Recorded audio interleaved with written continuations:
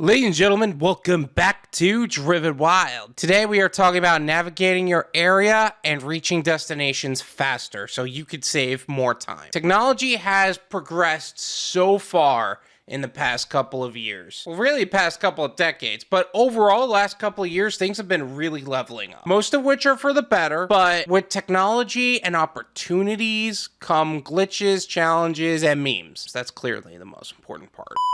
GPSs and navigational systems are of no exception to this. As DoorDash, UberEats and GrubHub drivers, and gig workers as a whole, it is vital for you to know what those challenges are and how to overcome them, because if you don't know how to handle them, you're gonna waste time, get contract violations. If it gets really bad, you can end up getting deactivated for that. Not to mention, navigation is just a good skill to have leveled up every so often. In an attempt to help you keep your account free of deactivations, violations, and to save you as much time and energy as possible, we are going over tips to navigating your area and reaching destinations faster. But before we do that, let's go over some disclaimers. The content of this video does not contain, is never intended to be, legal, business, financial, tax, or health advice of any kind. This video is for entertainment purposes only. It is advised that you conduct your own research and consult with qualified professionals before applying anything you find online. I am also not recommending that you do anything that contradicts the legal boundaries of your area. It is your responsibility to know what those boundaries are and not to push them or break the law in order to complete an order. That said, let's get started. In-app GPS systems are trash. DoorDash and Uber Eats specifically have in-app GPSs that can take you to a location, which sometimes are pretty helpful, but most times the GPS is just subpar at best. Sure, they operate on a similar system as Google and Apple.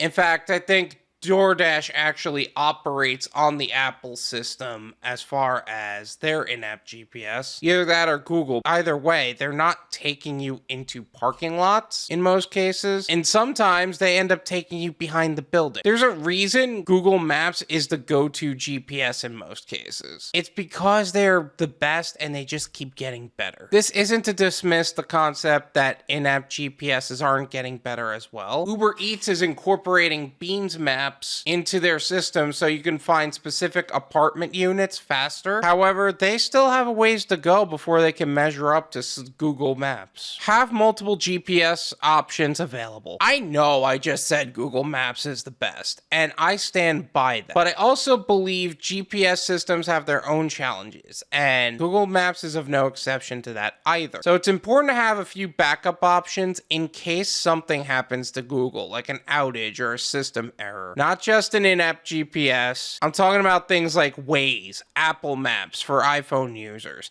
an actual car GPS, or a little GPS device, whatever. I also recommend those last two in case your service provider has an error. During the past year, Verizon actually had this huge system error. In South Florida, you just couldn't operate a GPS, and unless you had Wi-Fi, you couldn't complete the order. I know that's a little extreme, but it does show how being dependent on one system can be catastrophic, so have some backup options available. Avoid road closures and construction. GPS systems are getting a bit better about this, but they aren't great at this yet in all parts of the world. Road closures can be spontaneous due to a car accident, or they can be due to construction in that area, so they have to close a lane or the entire road itself. They have to force you into a detour. Some of them are unavoidable, but seriously, some surface levels knowledge on the side streets in your area and alternative routes that go around them can save you 5-10 minutes per order in some cases. Consider installing Wi-Fi in your car. Like I said, sometimes service providers have issues, but sometimes you just end up in a bad service area. And one of those things that can help combat those bad service areas is installing Wi-Fi in your car. Some phone services even offer that and can save you data as well as make sure you are always able to complete orders on time, because you aren't in a service area, you become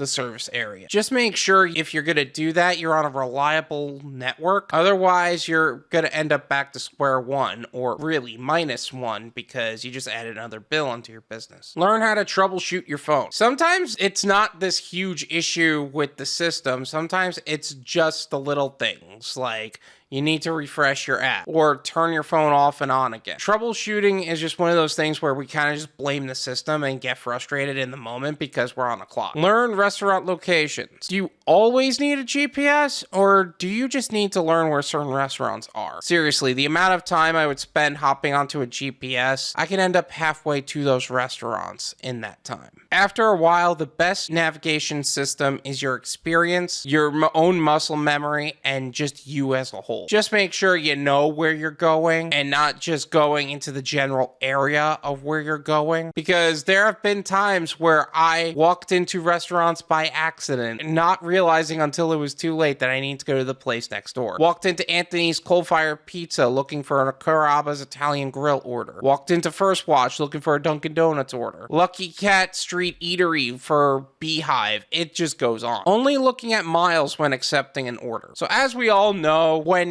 people accept an order, they apply something known as the dollars to mile ratio. When you accept an order, you should be making at least $1 per mile. That's not the only navigational thing you should look at. How much of those miles are highway versus city? That can mean a lot depending on the vehicle you drive. A gas vehicle will save more gas on highway versus city, where a hybrid or an electric vehicle will do a lot worse on the highway versus city. Does the order end up outside of your starting point? Are you delivering to a rough area? What about some unique challenges that apply to your area? All of these things are things you need to consider before you even accept an order. Avoid rough areas. This is especially important if you're travel dashing, because this can put you at risk, especially as a tourist. If you're dashing in a neighborhood that's rough, you can end up hurt, have your car stolen, or worse. Crime rates in the gig economy have risen to 300% during the past year. I believe that is the number. That's what I read online. Not to mention, you are probably not going to earn as much in that area in comparison to like a middle-class neighborhood. Really study the economics and safety in your area so you can make the most money and stay safe. Find solutions to unique challenges in your area. Every area has a unique challenge, making it more challenging to complete orders. Maybe it's unbearable traffic because the population is too high and pedestrians all over the place. Frequent train passings. The gates close every 15-20 minutes. Drawbridges. That's something that I had to experience near here. Drawbridges go up twice an hour for 5-10 minutes. Parking, or lack thereof parking. Maybe it's pay to park. Maybe you're in a metro area and everyone gets around by taxi or subway anyway. Overactive meter maids. Oh my gosh. There's this one area near here from where you are standing, going to the meter to pay for it, and they are watching you. They will ticket you before you even paid for it. That is how bad they are. I think it's messed up, but that's what they do. Local weather patterns and people's response to it. Do people slow down a lot when it's raining, or do they not slow down at all? In my area over here, people don't really change the way they drive for the weather. There are some older people that do that, but most people just whip around them anyway. Or is it some combination of all of it that you just kind of have to deal with? The problem isn't the challenge itself, but how you overcome it can be pricey. Oh, you gotta pay for parking every time you do a delivery out here. That's ridiculous. Here's the hard truth. Sometimes the only way to win is not to play. Maybe it's time to look for a different area to deliver in. Not all areas are like that. Just make sure you know what the challenges are before you accept an order, so you don't have to deal with those things. Annoying intersections. We all know that intersection. That is just an absolute nightmare to work through. Whether it's the traffic lights or the combination of traffic lights leading up to it. Maybe it's the people who just don't believe in driving in a general forward motion, or they're always on their phones at the traffic light, so it takes them a good minute just to notice that the freaking light changed. Or maybe it's the way the sun shines during rush hour that people just can't see in front of them. That's an issue near me, Atlantic and US 1. when the sun rises, the sun is directly in your eye. When the sun sets, the sun is directly in your eye. It is a absolute nightmare to deal with. Sunglasses can't even help you in some cases. You kind of have to put all the visors down, have sunglasses, and pray that the people in front of you are doing this. One of the best ways around that issue can be the side streets. Seriously, the amount of times I saved myself 5 or 10 minutes simply by being surface level resourceful saved me 5 to 10 minutes per order. With all of those 5 to 10 minutes per order can add up to hours throughout the day, which means you can take more orders, which means you make more money. Just make sure you stay within the legal parameters of the law. Like I said that already, but don't go doing some 360 U-turn, no-scope, wombo combo, questionable vehicle maneuver kind of thing just to finish an order. The last thing you need is a ticket, which takes away all your earnings for the day. Time of day. There are times of the day where traffic just gets intense in certain areas. And it's not just the intersections. Maybe it's a busy road or a highway where the road just doesn't have enough lanes to begin with, so these roads will be packed. Rush hour, train arrivals, school's out, so there are more buses on the road. Train arrivals, so people are picking up people from the train. School's out, and now all the buses are on the road. Truck delivery, so now these trucks are holding up traffic for everyone behind them, and every time they will park in a way that blocks the road. And of course, lunchtime, because everyone has lunch at the same time. That being said, there isn't a whole lot you could do about it. Maybe just learn your side streets and just know which side road is best to adapt with, you know what I'm saying? Watching for the address upon arrival. It amazes me how far we've come with these GPS systems, and they still insist on taking us behind the building, the side of the building. Your destination is on the right, but the driveway to get into the destination is way back there. It is frustrating. And don't even get me started on apartment complexes. You brought me into the neighborhood of a bunch of different apartment complexes. You didn't bring me to where I need to go. A great tool for finding apartment complexes is Beans Maps. BC, thank you for telling me about that. I didn't know about that till you emailed me about it, so thank you for that. A lot of GPS systems are starting to incorporate that system into their GPS, especially gig companies, so that way they increase efficiency. But let's say you don't use Beans Maps. All of that can be easily resolved with some consciousness when driving and focusing on the road instead of solely on the GPS.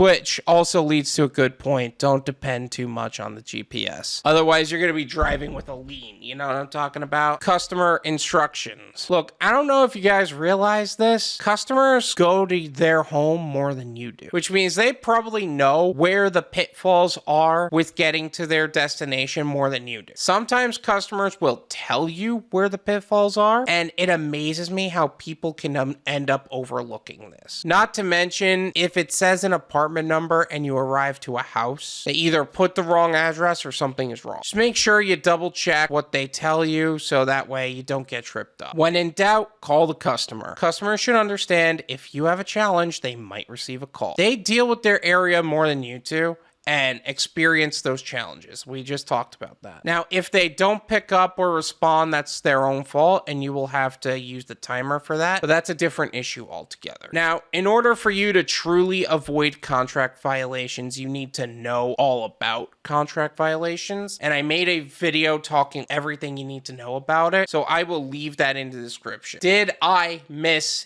anything? Let me know in the comments. Let's make this video the go-to resource for getting better at delivering food faster. Thank you so much for watching. I really appreciate it. As always, make sure to hit the like button, subscribe if you're new, and I'll see you guys next time. Peace!